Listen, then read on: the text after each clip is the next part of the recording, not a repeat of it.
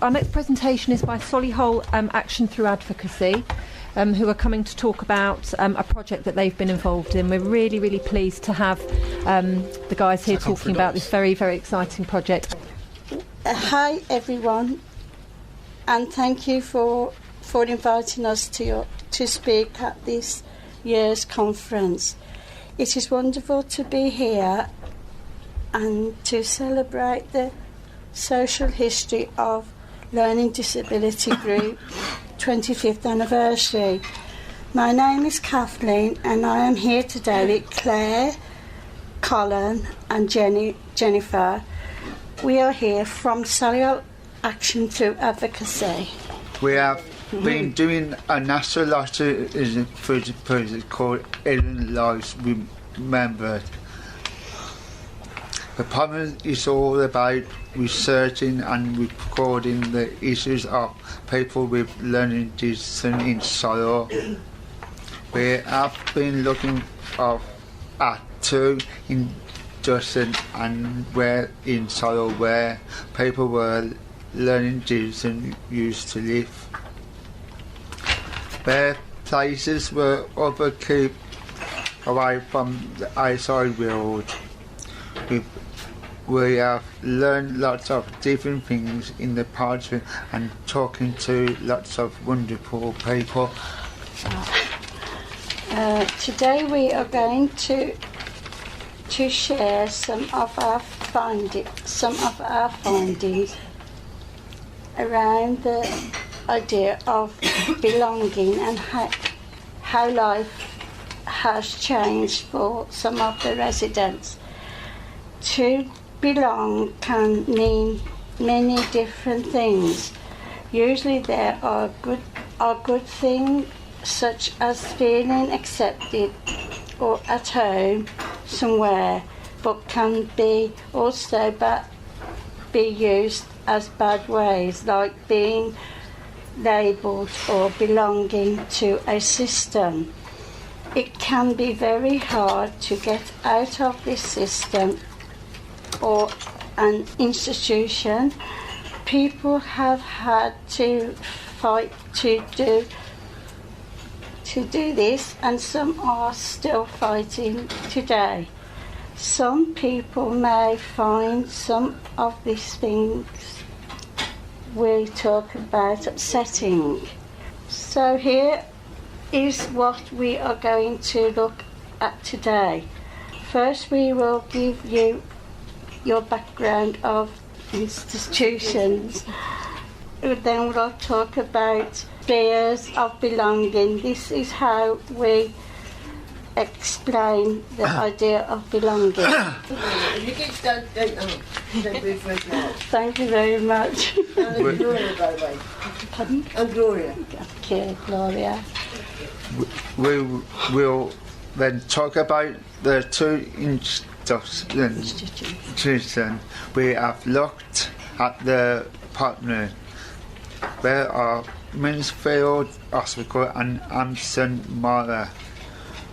We will look at two of the people who are living in their place and listen to their stories. We will then finish with few words about that. We have learning, and that is mine for today. Until 30 years ago, many people with learning disabilities had lived most of their lives in long-stay hospitals and residential homes with little contact with the wider community. The first institutions for people with learning disabilities opened in the 1850s. Many did not start to close until the 1980s. Some institutions housed 1,000 people. Many residents lived in the institutions for most of their lives. They were long treated as patients, even though learning disability is not a medical condition. There were both good and bad things about living in an institution. They were often in the countryside, with large grounds that the residents could freely walk around. Some residents talk about the strong friendships they made and how they missed having lots of people nearby when they closed down. However, people's opportunities and choices were very limited. Many people lived on the same wards, which are often short-staffed. This meant there was not much personalised care and everyone had to follow the same routine. Although not everything about the former institutions was bad, because people with learning disabilities had been locked away from the community for so long, many people developed false ideas and fears about them. Some of these ideas and attitudes still exist today, as you well know. Okay, so now we're going to look at its spheres of belonging, which is a way that we've been exploring the idea of belonging. And the way I'll explain this is that for most people these days, home, school, work and social are experienced separately, although we can have some overlap. Sometimes we hang out with our work friends, school friends, etc. We can call these spheres of belonging. However, for people who lived in institutions, they did all these things within the institution. And their lives were almost completely contained within those walls. If something happened with one of the things, it affected the other thing. It was all in the same space, in the single sphere of belonging. So looking at the places that we've been looking at in our projects, which is called Hidden Lives Remembered, those are Middlefield Hospital on the left and Hampton Manor on the right. And these, although these are both what you consider institutions, they are very different places with different people who lived there who have different stories to tell. They're quite big, aren't they? Yeah, these were quite big. Some of them were bigger. These are a little bit smaller, which is what's interesting about them. They're smaller than the ones that you were at. So this is Middlefield Hospital first. It opened in 1866 and it very much was one of those Victorian-looking institutions. Absolutely. It had many different names, including the rather unfortunate and unkind Midland County's Idiots Asylum when it first opened. Not nice at all. It became an NHS hospital in 1948, like many of the ones that were hospitals did. And it very much was a hospital environment. The residents were patients, they were treated by nurses and doctors. It was hospital, it was clinical. This one had around 275 residents at its peak. As Gloria was saying, some of these were really big. Lots had around 1,000, over 1,000. These were big. This was about 275, which is still a lot of people, but not quite as big as some of those bigger ones that were in the south. It began closing and the residents started moving into the community in the 1980s. And it closed in 1992 completely, and it was demolished as well in 1994, so that main building isn't there anymore. It's now like a housing estate. And the closure of Middlefield, that's why it's important to us as an organisation as well, led to Solihull Action through Advocacy, what it was then, becoming a thing in 1990. So to compare that with Hampton Manor, Hampton Manor was set up in 1952 as a residential care home, in their words, and it's meant to be an alternative to these large, long-stay hospitals. That was the idea. It was much smaller than Middlefield as well, with only around 30 residents, and they were all women. Middlefield was mostly male. There were some women, but Hampton Manor was completely women. One of the main things that people remember about the manor is that residents made crafts for a shop. They had a craft shop at the end of the drive, and that's one of the things they spent a lot of their time doing, was making stuff to sell in this shop. Exactly. It closed in 2007, so that's quite recently, really. And the building itself now is a luxury hotel and restaurant. That photo is one I took last year, so it's been completely done up, and it's now like it's got a Michelin star restaurant in there. It's quite different. This story will be, so it's a gentleman called John who lived at Middlefield. Unfortunately, he passed away a couple of years ago, and this is told by his friend Janet, who was set up Solihull Action through Advocacy. They were very close, and he would have loved for you to have heard his story today. It's through the words of Janet, but it is John's story. He went into Middlefield when he was 3. He'd come from a children's home because where he was placed by his mother, although he didn't know this and he didn't know what his background was. He didn't know his mother, we found out later, was an unmarried parent who wasn't able to keep the child, so she just put him in this children's society, I think it was, home. And then he was moved from there into Middlefield when he was 3. He was there until his mid-20s, I think it must have been, and he was moved out and went to work in Greswold Hotel in the kitchens, and there was no preparation. They were just sent out. They were found, I think they were placed in bed and breakfast accommodation, but I think that was found for them. They weren't left to find that, but they were found bed and breakfast and found a job. They were always the same ones. There was Greswold and a few of the other hotels and Solihull Hospital and places like that that took them, if you like, and then left to fend for themselves from then onwards.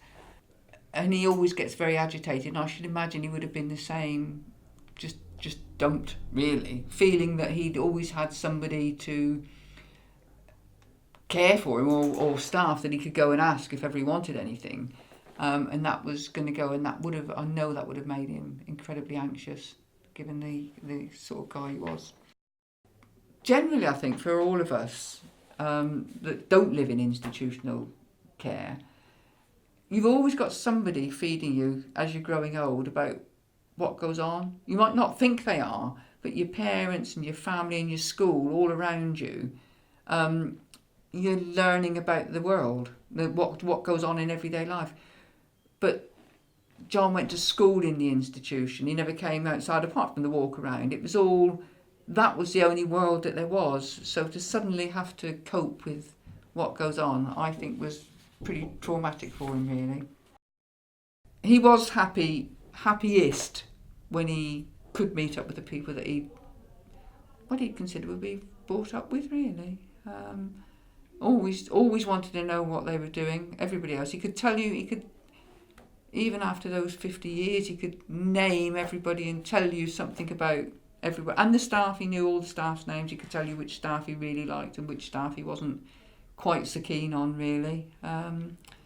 For the information I ever got from him, I would never have said that it was a particularly unhappy time. It was just an institutional time, and the way that institutions are different.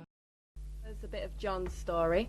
We're now going to split it down into kind of before, during and after his life in the institutions to look at how belonging changed for him over those years. Before, he had never known his mother or any family, lived in children's homes before Middlefield, moved into Middlefield when he was only 3, so there probably was no before Middlefield. He was only a baby. He doesn't really remember anything from before that time. It was very important to who he was. And he didn't get a chance to learn about his background until a lot later, until the 90s. During Middlefield, he thought he'd been in Middlefield because he was left there, that he had no family, and so that he took that to mean that was his home. He identified it with it quite strongly. And he lived there until he was 26 as well, so that's those really important years of childhood, teenager, and young adulthood, when you're learning about yourself and where you belong in the world. With his schooling, there was a school at Middlefield until the 70s, and that's where he was until he was about 16. We got a chance to look at some of his school reports, and they showed that he was a very able student, making good progress in a lot of areas, which does make you wonder how much different his life could have been if he'd been in a sort of mainstream school. But because he was in Middlefield, he didn't really learn about the outside world till he had to suddenly cope with it, leaving at the age of 26. When he was at Middlefield after 16, he'll have probably worked in one of the industries that they had going on there. They had supply contracts with lots of local industries, doing sort of production line stuff. And he made lots of very close friends with it there. John's the guy in the glasses. His friend Harold's in most of those photos with him. They were very close. He had very good memory and could remember everyone's names, even about 50 years later.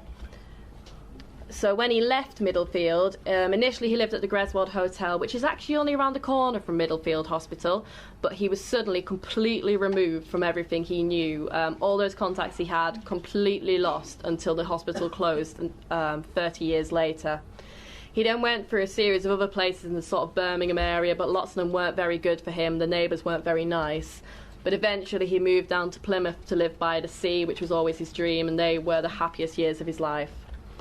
though he did end up back in hospitals in his older age, but he didn't mind that very much. He quite liked being cared for. It's one of those interesting things.